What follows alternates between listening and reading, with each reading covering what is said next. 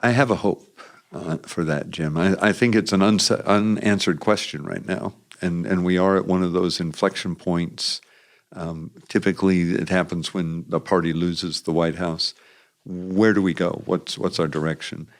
And I've just made a talk down at the Conservative Political Action Conference in Florida on this, arguing for unity, at least among conservatives. But there are two distinct elements there. There's somewhat the old guard, but the people who were in conservative politics around a set of ideas. We talked a lot about them: limited government, more freedom, in individual liberty. Many of them are there out of their faith for protecting life and preserving those rights. Then there's a group of people that I see Donald Trump having brought into that coalition who weren't really engaged in politics. They're working men and women, folks like you and I know in Anderson and Kendallville and all throughout this country. And yet they feel disrespected by a lot of what they see happening in the dominant culture. I used the line that they stand for our flag and kneel for their God. They want to love America, view America as great, and having been a great country, want to hand that on to their children.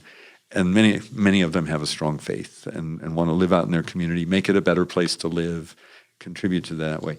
He brought them into the Republican coalition because they felt nobody else would respect or listen to them.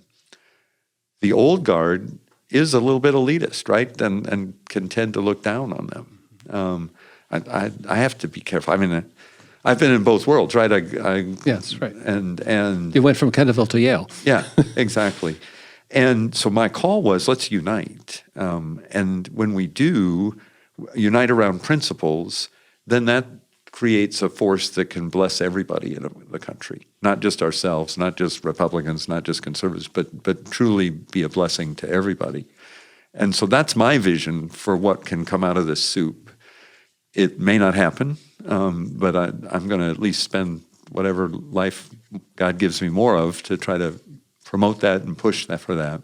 I'm hearing you say that your hope for your party is one where it coalesces around those ideas and gives voice to those ideas. Gives voice to them, but also recognizes part of what people are longing for is leadership that loves our country and everything, the culture that we have, and not just in a principled sense, but in I want our country to be great.